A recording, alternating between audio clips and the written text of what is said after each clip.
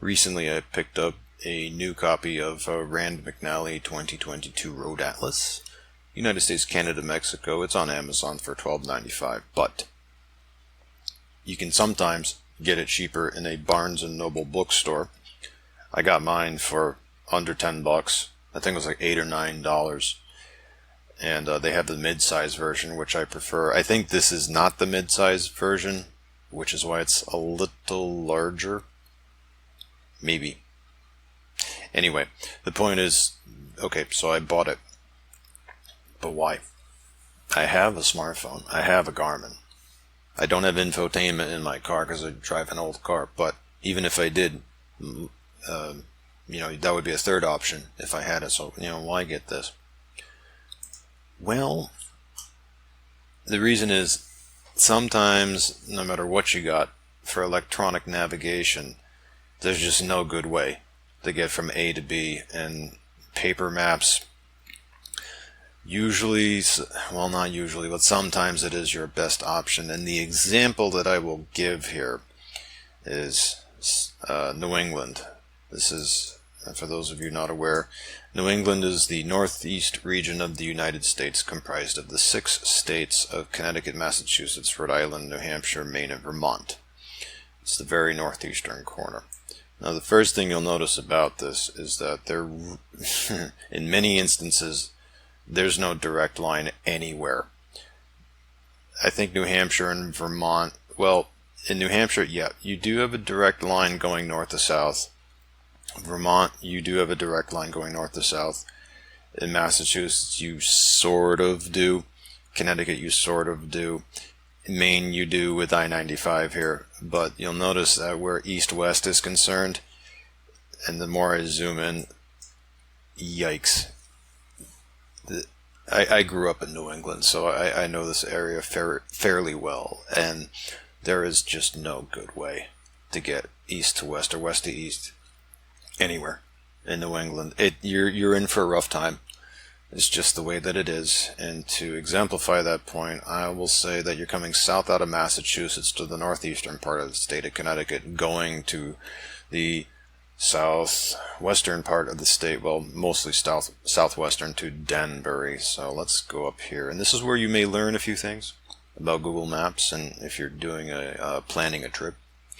So I will zoom right into the southbound side. This is the Connecticut-Massachusetts border, and I will right-click and directions from here. It puts a dot. Okay, now collapse this panel, zoom back out, and let's go to Danbury. Okay, there's Danbury. Right-click that. Directions to here. And here is what I mean by a mess of a route. Oh man. There's just... Okay, so we have our 3 choices here. 2 hours, 2 minutes. We'll do this one. 2 hours, 25 minutes. And then we got this one over here. 2 hours, 17 minutes. This is probably the one I would use, but they're all bad. They're just all bad. But you'll notice it Google Maps completely ignored 44 and 6. Now we know that this one is 2 hours too, but what if I wanted to take 44? How much time would that increase? So let's take a point here, click and drag down the 44. 2 hours, 7 minutes. Now granted, it just goes to 44 and then picks up 84 here, but that's only a difference of 3 minutes from 2 hours too. But let's just say I wanted to stay on 44. Alright, now what is it? 2 hours, 11. 7 minute difference. And when you back out, it's a little more straight, a little bit. Now, as you may, or maybe you don't, there is no undo in Google Maps, but there kind of is. So if you want to get back those route choices, you notice how the points that I picked have a larger dot. If I just, you'll notice when I hover over it, it says click to remove. Okay, remove. And I had another one here, so click to remove. There we go. I've got my route choices back.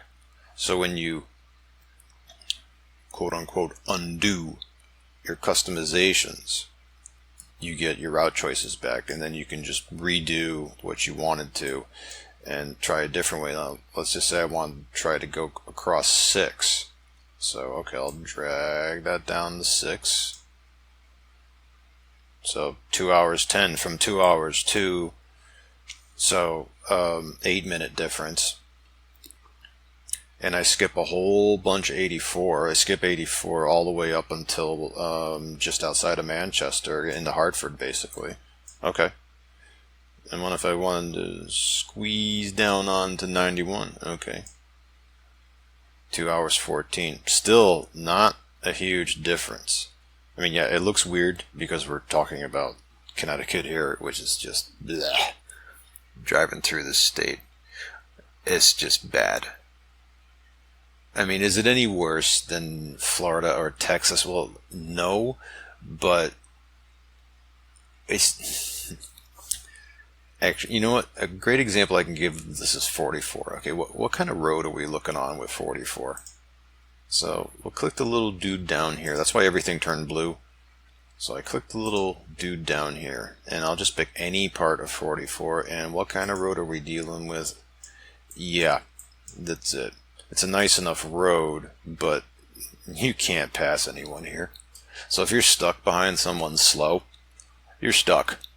You're just stuck. And you gotta wait. Blah. We don't like that. Now on 6, on the other hand, there's several parts of that where it goes multi-lane. Let me just get rid of the route here. So I'll kill that route. Okay. Yeah, if I go down, you can see it right here. Yeah, see, at least we have somewhere to pass. So if you get behind someone real slow, you can just mosey around them. You know, don't be an idiot. Just mosey around them and whatnot. Okay, and that's another thing a lot of people don't know about Google Maps, is that you can click the little guy down here, and then anything that's blue can be clicked on, and you can get a street view of it. That's the little street view thing, which is nice. You can also do it by hovering over satellite and then going to, actually just clicking on satellite to get the satellite imagery, and then clicking the little guy, and it makes it even more prominent. Now when you back out, sometimes it looks like a mess, especially when you, yeah, oof. It's like, oh god, where do I click? Well, it's okay. You can just zoom in, and then, oh, okay, now it's getting easier. So let me get rid of that. Get rid of that. Oh, right here. I'm glad you're seeing this too. This is another infamous part of the state of Connecticut, is just 3 numbered routes. There's a lot of them that will not tell you what direction you're facing. If you're driving down one, it will, you'll see a sign, and it will say, for example, 140. Well, what direction on 140? North, south, east, west? Nah, it doesn't tell you. It'll just say 140. You're on 140. Where? Who knows? It's true. It's a lot of. I'm not saying every sign omits the cardinal direction, but a ton of them do. And what does this all have to do with paper maps? Well, okay, if you know you're starting out from 395 south, and it's like, okay, I need to get down. I'm heading south, westerly direction. All right, and you at least you have the big picture, so to speak, on a piece of paper that doesn't move, which is good. Which is good. When you've got this thing, this road atlas, and you just have it on the passenger seat, or you have it opened up on the dashboard, or wherever you have it. Even if you're driving around here and you have GPS, you think you're prepared. Oh, you think you are. But then, oh no, I took a turn, there was an accident up ahead, there's some construction, there's this, there's that, there's the other thing. And even if you go so much as to click on traffic here, and you look at your routes, you're like, oh, this looks pretty bad in Southington, or oh, I've got a road closure over here. You can do all the prep in the world. It doesn't matter, because you're going to get turned around somewhere. You're going to get diverted somewhere. It's inevitable. It will occur. So when you have your bearings, so to speak, by having an overview of the entire journey. It's like, okay, well, I know where the northern border is of the state, and I know Danbury's right next to the western border of the state, so if I happen to pass into New York, oops, I went too far. So, welcome to New York. It's like, oh, Dan, I gotta turn around, something like that. Let me just get rid of this traffic stuff. No, go away. There we go. You still need the paper map. You still need it. You still do. We'd like to think that we have all this great technology and that's our savior, and we don't have to know where we're going anymore. Yeah, you do. Yeah, you do. And this can be said for pretty much anywhere in the United States, the world, in fact. I'm pointing out New England in particular because for those of you that have never been there, even those who are current residents in the New England region, you know. And, oh, God forbid you actually have to travel in Rhode Island. It is the smallest state in the Union. Yeah, and I'll admit, it's a lot better than it used to be. I mean, I remember driving in Rhode Island in the 90s, and, oh, bad.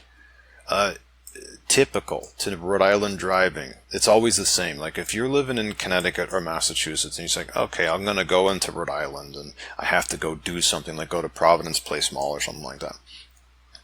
Usually you're going to head into somewhere like Cranston or Warwick.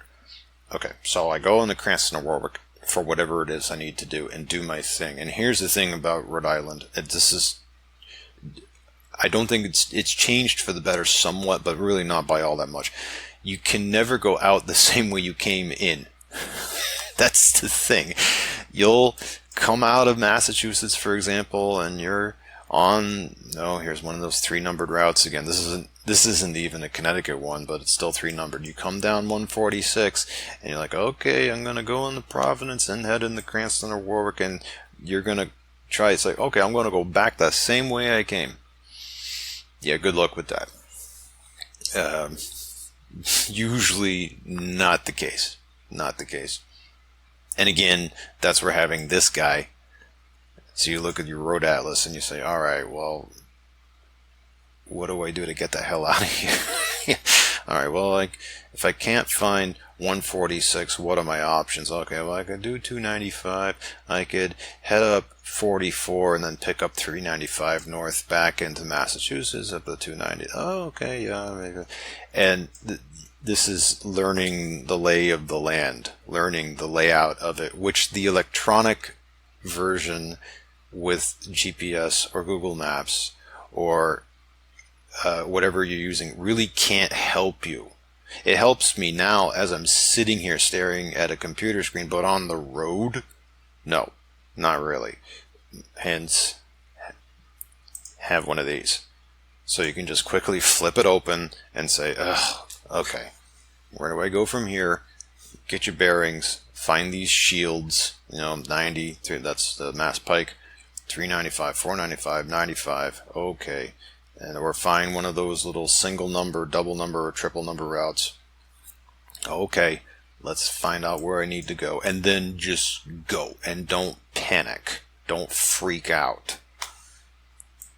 Freaking out while driving is bad. So, point is, if you don't have a road atlas, please go buy one. Again, Barnes & Noble has them for dirt cheap. Get them from Amazon if you want, eBay, wherever. But do yourself a favor. You need it. It may be rare. It may be rare. You may only need it maybe once a year, if that. Maybe once every couple of years, and it doesn't like it goes obsolete. You can have one. I only bought one because the last one I bought was in 2018, 2019, something like that. But you take it and you put it under the seat of your car, and then when you need it, oh God, yeah, I have that road atlas, and break it out. Believe me, you'll be happy you had it.